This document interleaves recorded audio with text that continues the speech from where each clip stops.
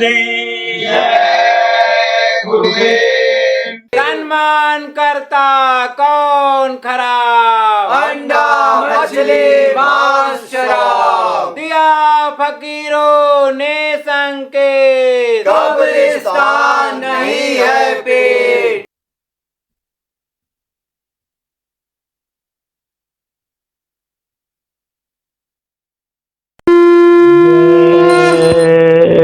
गुरुदेव तुम अनाथ को करहु सनाथा, शरण शरण दीन के नाथा। नाथ कृपा सेवक पर कीजे, मन की दौड़ रोक प्रभु दीजे।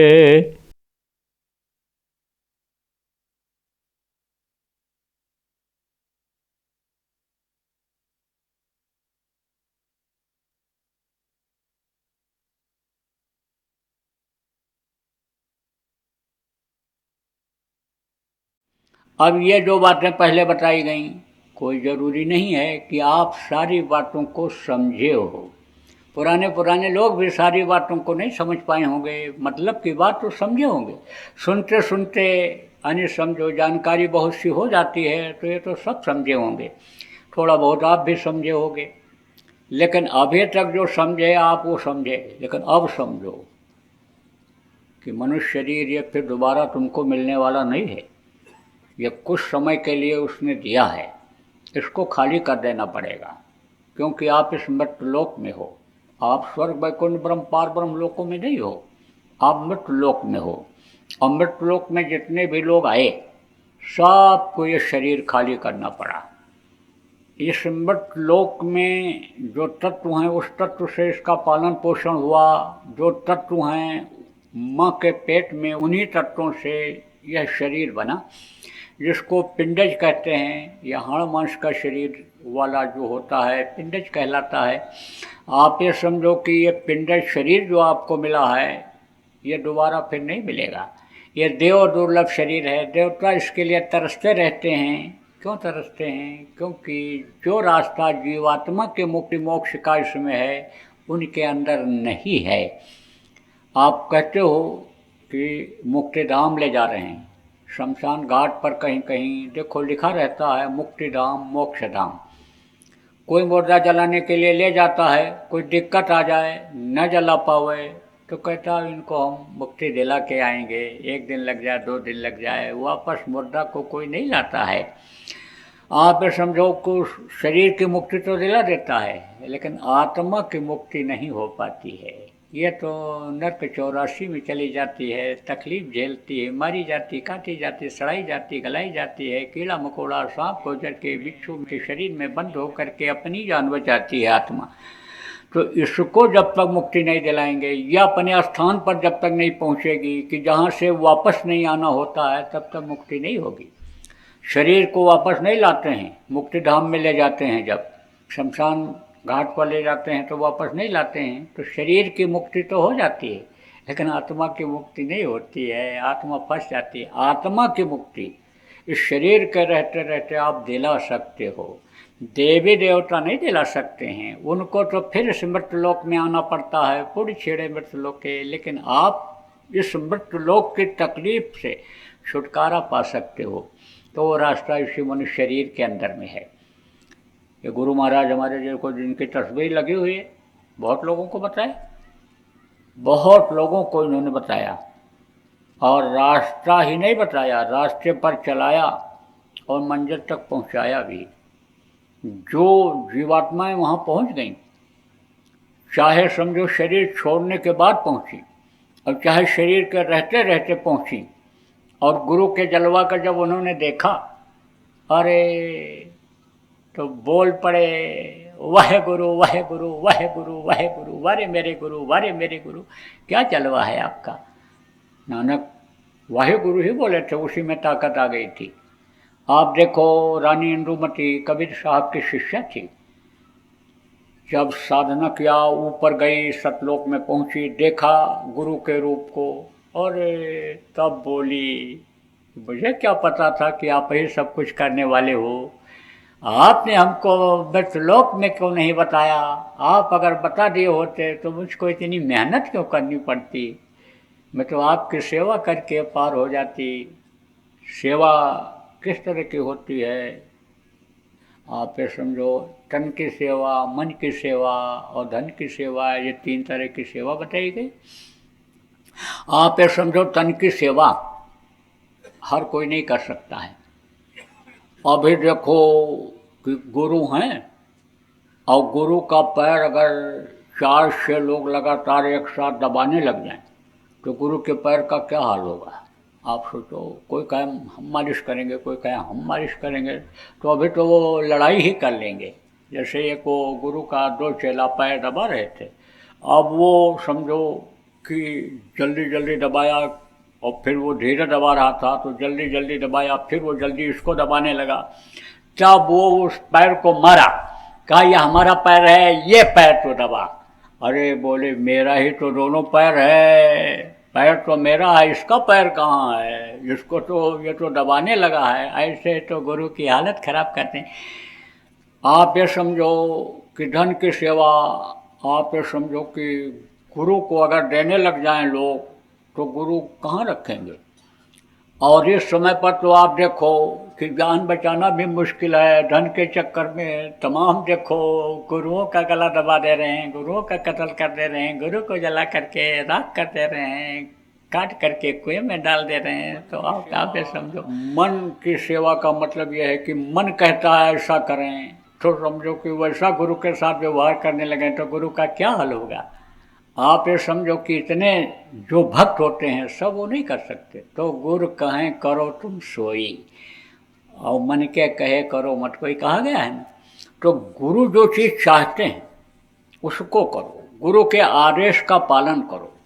और गुरु जो होते हैं अपने लिए कोई काम नहीं करते हैं, दूसरों के लिए ही करते हैं। क्योंकि बताया ना, कहते हैं आध्यात्मिक दृष्टिकोण से तुम सब लोग मेरे बच्चे हो, तो जो करते हैं दूसरे के लिए करते हैं। गुरु जानकार होते हैं, भूत वर्तमान भविष्य सबकी जानकारी होती है। जैसे बाप को बेटे के बारे में जानकारी होती है कि पढ़ लिख ले जाएगा ये तो अच्छा काम, अच्छा नौकरी करने लग जाएगा, कमाने लग जाएगा, 2 रोटी का सहारा यानी अपने लिए ही बन जाएगा, तो उसको पढ़ाते लिखाते हैं, उसका कान रखते हैं, उसको सब कुछ करके यानी किसी तरह से योग्य बनाते हैं। ऐसे ही जो कुछ भी गुरु करते हैं दूसरों के लिए करते हैं।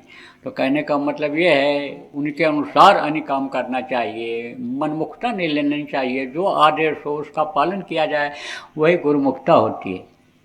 तो अन्य समझो, वो तो यही सोच रही थी पहले कि सेवा करेंगे दया हो जाएगी। जैसे सेवा से लोग खुश हो जाते हैं, समझो किसी का पैर में दर्द है और पैर दबा दो, भूख लगी है रोटी खिला दो, प्यास लगी है पानी पिला दो, खुश हो जाता है। ऐसे मनुष्य शरीर में गुरु रहते हैं तो लोग सोचते हैं कि इनकी सेवा करेंगे ये खुश हो जाएंगे, रोटी खिला देंगे, पानी पिला देंगे, यानी समझो खुश हो जाएंगे, दया कर देंगे, करते भी हैं। लेकिन आप ये समझो कि यानी सब कैसे कर सकते हैं? तब उसने कहा रानी इंदुमती ने कि मैं तो आपकी सेवा करके पार हो जाती। आपने बताया क्यों नहीं कि मैं पूरी ताकत लिए हुए इस धरती पर आया हूँ सत्पुरुष की। तब उन्होंने कहा तुझको विश्वास ही नहीं होता कि मनुष्य शरीर में भी इतनी ताकत हो सकती है, इसीलिए तुझको मैंने रास्ता बताया, रास्ते पर चलाया और फिर ला करके ये जलवा दिखाया, तब तुझको विश्वास हुआ। बोल तेरी मदद किया कि नहीं किया? तब चरणों पर गिर पड़ी, बोली आपके मदद के बगैर तो मैं एक कदम आगे नहीं बढ़ सकती थी। दुनिया में भी बड़ा फंसाव था और जिन लोगों से मैं गुजर करके आई उधर भी बड़ी रोक टोक थी, लेकिन जो आपका वीज़ा पासपोर्ट मिल गया, आपने जो दिया, मैं तो सब जगह वही दिखाती रही और मैं चली आई, यहाँ तक पहुँच गई। तो आपने तो दया किया। एक देश से दूसरे देश में जाना रहता है तो वीज़ा पासपोर्ट जब रहता है दिखाते चले जाओ। ऐसे ही गुरु की जब दया हो जाती है, गुरु की मोहर छाप लग जाती है दया की, तो ऊपरी लोकों में प्रेमियों कोई दिक्कत नहीं आती है, आराम से दरवाज़ा सब खोलते चले जाते हैं। जैसे आप देखो एयरपोर्ट पर जाओ, आप जाओ यानी समझो कि रेलवे स्टेशन पर या किसी आप दफ्तर में बड़े कंपनी में जाओ और पास दिखा दो तो आपको चले जाने देते हैं अंदर, दरवाज़ा बंद रहता है तो दरवाज़ा खोल देते हैं। ऐसे ऊपर भी दरवाज़ा खुलता चला जाता है। तब बोली कि आपके दया के बगैर तो मैं न तो सत्संग सुन पाती, न आपके दया के बगैर यानी मोह मेरा दुनिया से कम होता। मैं तो बस शरीर के लिए ही सब कुछ करने में लगी रह जाती, क्योंकि मुझको तो शरीर से ही मोह था। शरीर से जो लोग जुड़े हुए थे, परिवार के लोग, उनसे मोह था, जो बच्चे उनसे मोह था। शरीर से ही उनकी उत्पत्ति हुई थी, उन्हीं से मुझे मोह था। लेकिन जब वो आपकी दया हुई, उनके तरफ से थोड़ा सा ध्यान हटाया। 24 घंटे में 1 घंटा कहा जाता है सुबह शाम भजन करो, 1 घंटे के लिए उनको भूलो, गृहस्थी को भूलो, मोह को उधर से हटाओ, गुरु से मोह करो। गुरु ने जो नाम दिया, जिससे वो प्रभु जुड़ा हुआ है, उसकी कमाई करो, उससे जुड़ो। इसीलिए तो कहा जाता है। तो कहा कि तब यानी समझो आपने मुझको यानी दया किया, उधर से यानी मेरा मोह कम हुआ। मैं परवरिश भी करती रही बच्चों की, गृहस्थी में भी रही, लेकिन गृहस्थी से अलग रही। यही यानी श्यामराव जी महाराज कौन थे? पूना के राजा थे। आप ये समझो, कहते हैं तब से चूके राज मिलत है, राज से चूके नरका। अच्छा कर्म करते हैं तो स्वर्ग वैकुंठ जाते हैं, और वहाँ पर जब समय पूरा हो जाता है तो राजा महाराजा के यहाँ जन्म दिला देते हैं। तो उस समय पर तक संस्कार अच्छा रहता है, लेकिन बुरे लोग मिल जाते हैं तो राजा महाराजा ऐशो आराम में मस्त हो जाते हैं, आदतें शरीर की खराब हो जाती हैं। तो समझो कि उनको नाम रूपी रत्न मिल गया, नामदान मिल गया, और उन्होंने भजन खूब किया। जब भजन किया, कीमत लगाया उसकी, आप ये समझो नाम की कीमत लगाया उन्होंने, नाम की कमाई किया, नाम को की शक्ति को समझा, बढ़ाया उस चीज़ को जो मिला। तो यानी समझो कि उनका विरोध लोग करने लगे, क्योंकि कहा ना जगत बगत सो बैर है, चारों युग परमान, पलटू नहा भोगता, साथ देख कर स्वान। देखो साधकों का विरोध लोग करते हैं, धार्मिक लोगों का लोग विरोध करते हैं। आप ये समझो साथ जल्दी नहीं देते हैं। यही कारण है कि देखो महात्माओं को बड़ी तकलीफ झेलनी पड़ी, संतों को समय समय पर जो आए बहुत तकलीफ झेलना पड़ा। दुनिया वालों ने बहुत तकलीफ दिया। देखो मीरा को जहर खिला दिया, पलटू को जिंदा जला दिया, तवरेज की खाल खींच ली, गोस्वामी जी को जेल में बंद कर दिया, क्या क्या लोगों ने नहीं किया। तो सताने लगे इनको लोग, तो ये चले आए। तो कहाँ आए? बनारस गए, बनारस से फिर यहाँ आ गए। कहाँ? हाथरस। तो हाथरस में वहाँ रह कर के साधना करने लगे। अब आप ये समझो कि प्रभुता कहीं छिपी नहीं रहती है। सूरज के सामने बादल आ जाए, लेकिन हल्की हल्की रोशनी, यानी समझो सूरज बादलों के बीच में भी धरती पर फेंकता रहता है। रात जैसा अंधेरा बादलों से नहीं हो पाता है। ऐसे ही प्रतिभा इनकी बढ़ी, और समझो कि नामदान वगैरह देने लग गए। फिर यानी हर तरह के लोग संतों के पास जाते हैं। तो उन्होंने कहा कि यानी रहूं विदेही और देह दर्शाऊं। यानी विदेह किसको कहते हैं? शरीर में रहते हुए भी, और समझो कि शरीर में न अनुभव न शरीर में रहा। यानी विदेह का मतलब यह है कि शरीर छोड़ करके ऊपर चला जाए। तो शरीर तो रहेगा, लेकिन यानी समझो कि शरीर रहेगा, लेकिन शरीर की ताकत जो होती है वो ऊपर चली जाएगी। तब उस औरत ने कहा आप तो हो शरीर में और कहते हो कि विदेही हूँ, कैसे विदेही हो? तब कहा कि अच्छा देख, तू पकड़ मुझे पकड़,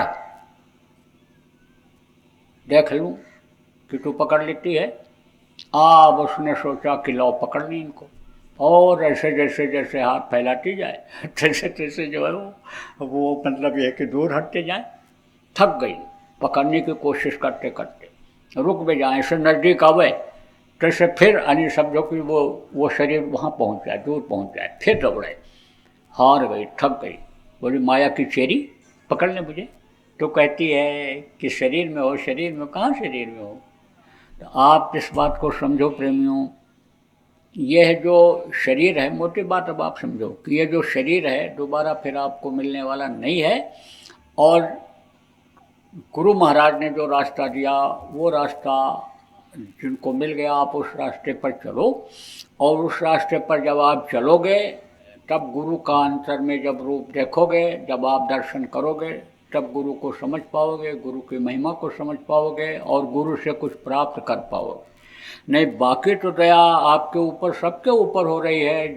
जो गुरु महाराज के आप नामदानी हो और आप लोग दया का अनुभव भी कर रहे हो। बहुत से लोग तो ऐसे भी हो कि जब निराश हो जाते हो और गुरु को याद करते हो तो निराशा में आशा की किरण निकल आती है। कहने का मतलब यह है कि जब बिल्कुल हार जाते हो तो आपके अंदर ताकत आ जाती है। काम जो न भी बनने को है और ज़रूरी है आपके लिए, वो काम आपका बन जाता है। जो यानी समझो कि जिस चीज़ के बगैर नहीं यानी समझो पूरा पढ़ने का है, तकलीफ आने का है, वो काम आपका बना देते हैं गुरु। तो आप लोग देखो, गुरु को अंदर से समझने की कोशिश करो। बाहर से तो गुरु महाराज को जितना समझे। अब तो वो शरीर छोड़ करके दुनिया संसार से अपने धाम चले गए, लेकिन आपके साथ बराबर हैं, वो अब भी हैं। अंदर में जब आप कोशिश करोगे, जो रास्ता उन्होंने बताया अंदर में गुरु को देखने का, देवी देवताओं को देखने का, अंडपिंड ब्रह्मांड का आनंद लेने का, उस रास्ते पर आप चलो। यानी कहने का मतलब यह है कि सुमिरन ध्यान भजन जब आप करोगे तब यानी आपको गुरु की दया का अनुभव होगा मुख्य रूप से। अब आप जो नए लोग आए हो, आपको मैं बता रहा था कि फिर यह मनुष्य शरीर जल्दी मिलने वाला नहीं है। इसलिए आप कोशिश ये करो कि इसी जन्म में अब आप अपनी जीवात्मा को मुक्ति दिला दो, ये फिर वापस इस दुख के संसार में ना आए, क्योंकि ये दुखों का संसार है। कोई यहाँ सुखी है? कोई सुखी नहीं। आप अगर कोई चैलेंज करो, मैं बता दूंगा कि इनके घर में बीमारी बनी ही रहती है। यह भी बता दूंगा रोज झगड़ा होता है, रोज झगड़ा होता है, घर घर में झगड़ा, घर घर में बीमारी, घर घर में वैमनस्यता। रुपया पैसा बहुत कमाते हैं, कहते पूरा नहीं पड़ता है। दुखों का संसार हो, कहते ना रोते हुए पैदा हुए और रोते रोते ही ये ज़िंदगी ख़त्म हो जाएगी, मुस्कान चेहरे पर नहीं आएगी। तो और तरीका नहीं मालूम है। अपने ही बनाए हुए जाल में आदमी फंसता चला जा रहा है। जैसे मकड़ी बनाती है अपने रहने के लिए, सुख के लिए, लेकिन उसी जाल में पूरी ज़िंदगी उसकी ख़त्म हो जाती है। ऐसे ही गृहस्थी को सुलझाने में लगे रहते हो और गृहस्थी आज तक किसी की सुलझी ही नहीं, और जितना ही कोशिश करते हो उलझती चली जाती है। क्यों चली जाती है? क्योंकि तरीका नहीं मालूम है। देखो, भगवान ने भोग बनाया, किसके लिए बनाया? भोगने के लिए, लेकिन फंसने के लिए तो नहीं बनाया। आप अगर यानी नहीं समझ पाओगे तो फंसते चले जाओगे। एक के बाद दूसरा, दूसरे के बाद तीसरी इच्छा पैदा होती चली जाएगी, इच्छाएं अनंत हो जाएंगी और फिर उसी में फंसते चले जाओगे।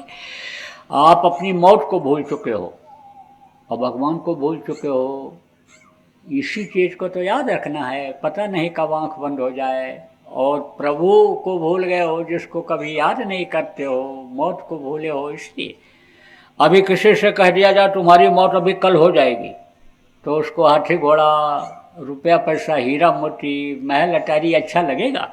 वो तो कहेगा अरे भैया ये किस काम का, इसमें तो दूसरे लोग रहने लग जाएंगे, इसका दूसरा मालिक हो जाएगा। ऐसे ही आदमी जो समझता है, जो समझे प्रभुता पर चाहिए, प्रभुता पाता ही मद नहीं। जहाँ भी जाता हूँ सब जगह देता हूँ। विदेशों में गया, 15-16 देशों में, वहाँ भी नामदान दिया। चाहे लाख आदमी हों, चाहे 2 लाख 4 लाख आदमी हों, विदेशों में तो 15-20 आदमी भी रहे, इतने ही रहे। बड़े बड़े देशों में तो इस कदर लोग दौड़ते रहते हैं कि जैसे कहीं आग लगी हो, बुझाने के लिए दौड़े चले जा रहे हों। लड़कों बच्चों का औरतें ध्यान नहीं रखती हैं, परिवार का ध्यान नहीं रखती हैं, बस कंप्यूटर पीटती रहती हैं बच्चियाँ। ये यानी आदमी बस चरखे की तरह चलता रहता है। तो वहाँ तो यानी बड़ा मुश्किल। आप ये समझो देर में समझ में आता है, क्योंकि खान पान भी लोगों का चाहे जान में ख़राब हो गया हो, चाहे अनजान में ख़राब हो गया हो, तो कर्म उनके जल्दी आने नहीं देते हैं। लेकिन अब तो प्रेमी जहाँ जहाँ हो गए, प्रयास कर रहे हैं, तो उनके ऊपर ज़्यादा दया हो रही है, उनको ज़्यादा चमत्कार मिल रहा है, उनको ज़्यादा फायदा हो रहा है। तो प्रेमी जहाँ जहाँ पर बुलाए सब जगह गया, तो कोई थोड़े लोगों को लाया, कोई ज़्यादा लोगों को लाया। तो कमरे में भी बैठ गए, अगर कोई बड़ा कमरा हो उसमें भी बैठ गए, तो उसमें भी नामदान दे देता हूँ। क्यों देता हूँ? पता नहीं कब इसकी आंख बंद हो जाए, समय पूरा हो जाए, तो यानी समझो कैसे भजन कर पाएगा। तो नामदान सब जगह देता हूँ।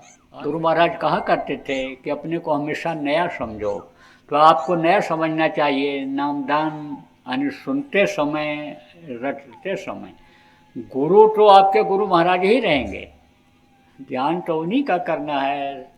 गुरु का ध्यान कर प्यारे, बिना इसके नहीं छूटना। तो आपको तो गुरु महाराज का ही ध्यान करना है, वही आपके नैया को पार लगाएंगे।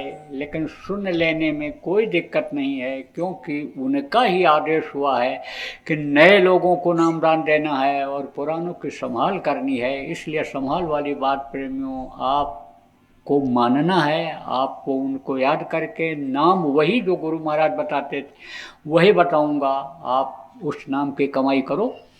तो आप अपने को समझ लो, चलो भाई अभी तक हमको नामदान नहीं मिला था, अब मिल गया, अब हमको करना चाहिए। तो अभी तक जो करते रहे, नहीं करते रहे, आज से करना शुरू कर दोगे। अब नामदान लेने के लिए आपको देखो, घर नहीं छोड़ना है, जमीन जायदाद नहीं छोड़नी है, बाल बच्चों को नहीं छोड़ना है, गृहस्थ आश्रम में ही रहो। बच्चे हैं, औरत है, उनका देख रेख करो, जिम्मेदारी महसूस करो। नहीं हैं, माता पिता हैं, तो उनकी सेवा करो। गृहस्थ आश्रम में ही रहो। जो भी काम आप करते हो कमाई धंधे का मेहनत ईमानदारी से करो, पढ़ाई भी करो मेहनत ईमानदारी से करो। आप ये समझो, जैसा आप चलाते हो चलाओ। लड़का लड़की का शादी ब्याह जहाँ करते हो वहीं करो। जिसके साथ जाति बिरादरी में रोटी पानी खाते हो वही के साथ खाओ। हमारे यहाँ तो भेदभाव नहीं है, ये कोई चक्कर नहीं है। यहाँ तो मानव और मानवता वाली बात है, और यही उपदेश भी लोगों को करता हूँ, आपको भी आज समझाता हूँ कि जातिवाद, भाईवाद, भतीजावाद, एरियावाद, भाषावाद, आतंकवाद, मऊवाद, इन सब बातों में मत पड़ो। केवल एक मानववाद ले आओ, मानव धर्म ले आओ। तो ये सारे धर्म और धर्म की शाखाएं जो खोल करके लोगों ने अपनी अपनी दुकान लगा रखी है, ये जो जगह जगह स्थान बना लिए हैं स्वार्थ में, ये सब खत्म हो जाएगा। आप ये समझो कि प्रेमियों यही सिखाता हूँ। तो अब यह है कि बहुत दिनों से आदत बनी हुई है आपकी, वो तो जल्दी छूटने वाली नहीं है। जैसे कहता हूँ, स्वभाव जल्दी छूटने वाला नहीं है, इसीलिए ज़्यादा जोर नहीं देता हूँ।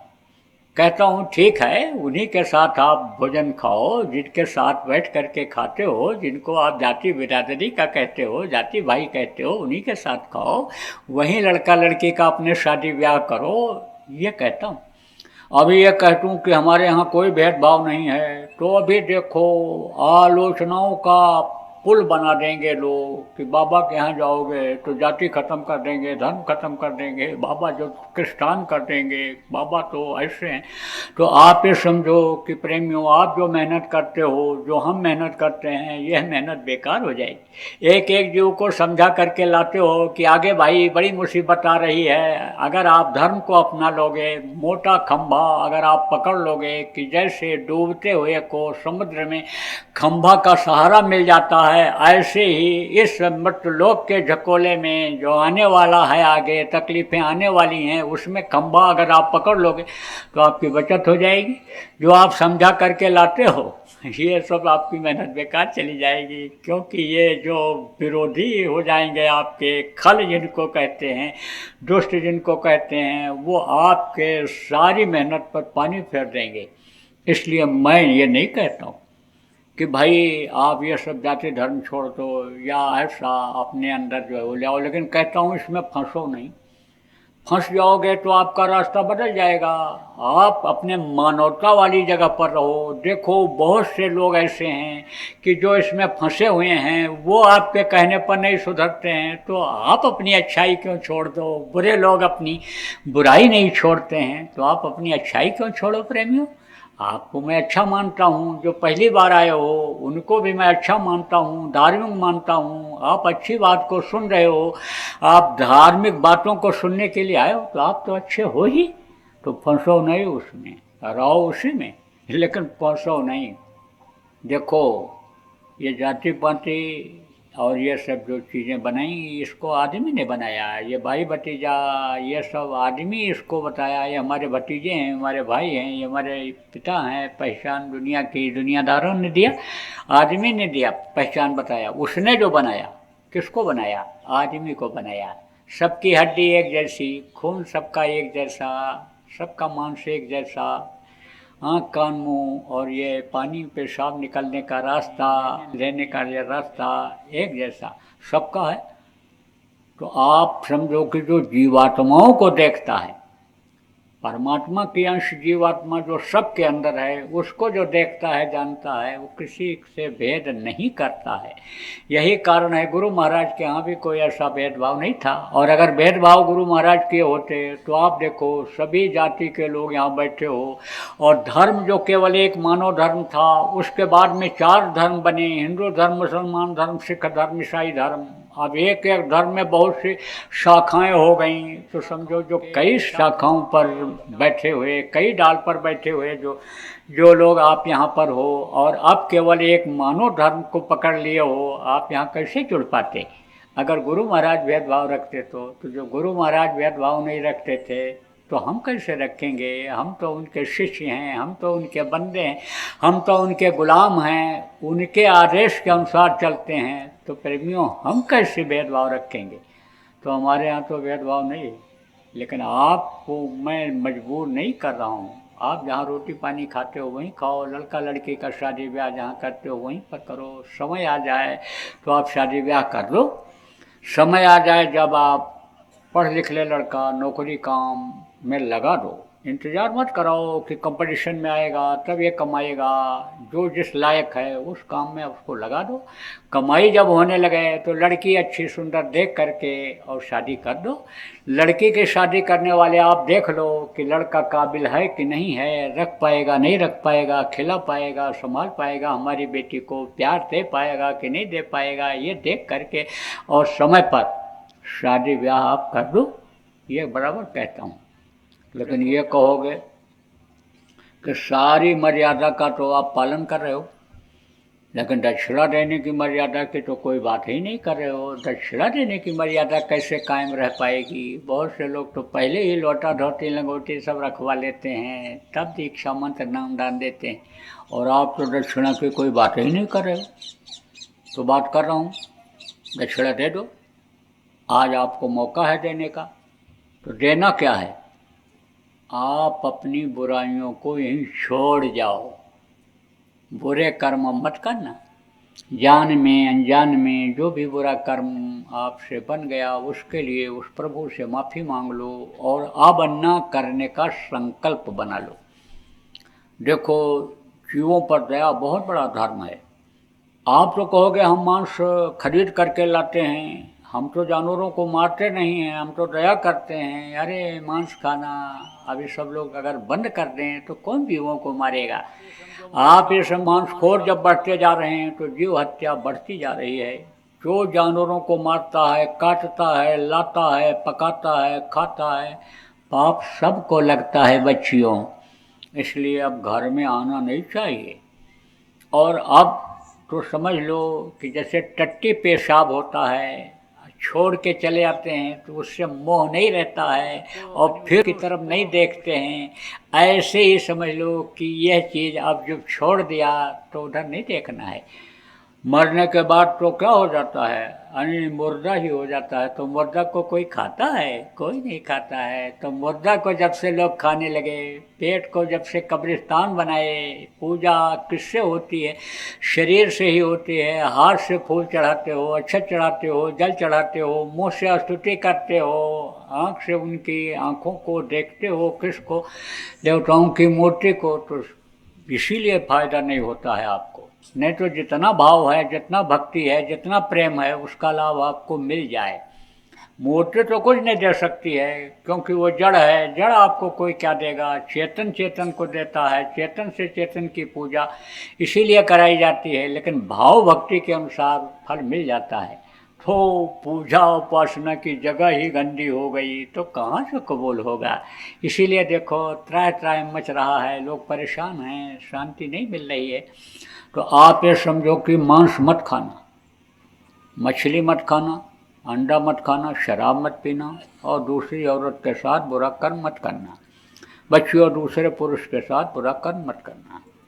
यही आपको छोड़ना है। बाकी आपके पास है तो खूब बढ़िया खाओ, है तो अच्छा कपड़ा पहनो, है तो अच्छे मकान में रहो, पूरी छूट है। देखो प्रेमियों, प्रार्थना सबको याद होना चाहिए। 2-2 3-3 प्रार्थना कम से कम सबको याद होना चाहिए। प्रार्थना करने से क्या होता है? भाव बनते हैं। प्रार्थना करने से यानी सुनवाई भी होती है। प्रार्थना में जिसको याद किया जाता है, जब यानी प्रार्थना की जाती है उधर मन लगा करके, उसका ध्यान करके, तो वो सुनवाई करता है, सुनता है, और फिर उसके लायक जो होता है वो समझो कि देता है। जैसे यहाँ प्रार्थना करते हो ना अधिकारी से या बड़े से, हमारी ये प्रार्थना है कि यह काम हमारा कर दो, तो वो सुनता है। जब जिसकी प्रार्थना जिससे करते हो, ऐसे वो भी सुनते हैं, ये जो धनी लोग हैं। तो गुरु भी सुनता है, जब गुरु की प्रार्थना करते हैं तो गुरु भी सुनते हैं, दया करते हैं। तो प्रार्थना ये जरूरी है। प्रार्थना, सुमिरन, ध्यान और भजन, कहा गया ना, सत्संग, सेवा, यानी समझो ये मुख्य चीज़ है। जैसे शरीर को चलाने के लिए प्राण, जीवात्मा, यानी समझो ये अलग अलग हैं, ये चलाते हैं। जैसे ये जल, पृथ्वी, अग्नि, वायु और आकाश, ये 5 तत्व ये शरीर को चलाते हैं। इसके लिए जैसे अन्न जल की ज़रूरत है, ऐसे प्रार्थना भी जरूरी है। तो बोलो जय गुरुदेव। देखो आप सब लोगों को मालूम है कि ये जय गुरुदेव नाम ये जगाया हुआ गुरु महाराज का इस वक्त का परमात्मा का नाम है। इसलिए बराबर अब जय गुरुदेव नाम आप बोलते रहो। उठो तब बोलो, चलो फिरो तब बोलो, कोई मिले एक दूसरे को तब जय गुरुदेव बोल करके प्रभु का नाम ले करके अभिवादन करो। और जय गुरुदेव नाम के ध्वनि बराबर बोलते रहो। कैसे बोलना रहेगा?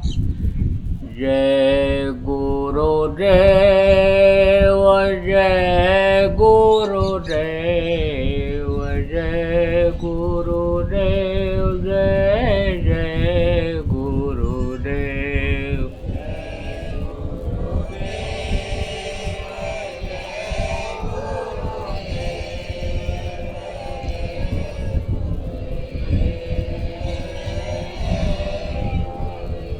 जय गुरुदेव, जय गुरुदेव, जय गुरुदेव, जय जय गुरुदेव।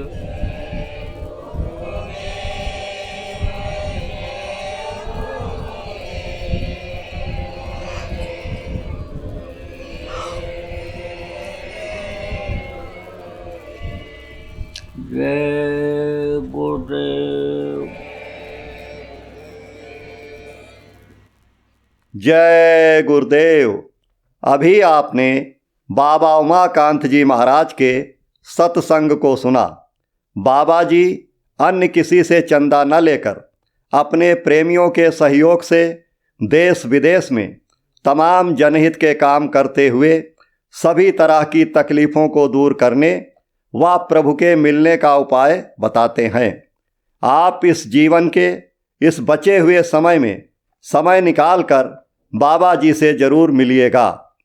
आपके सुझाव के लिए व्हाट्सएप नंबर 9575600700। जय गुरुदेव, जय गुरुदेव। जय गुरुदेव, जय गुरुदेव, जय गुरुदेव, जय जय गुरुदेव।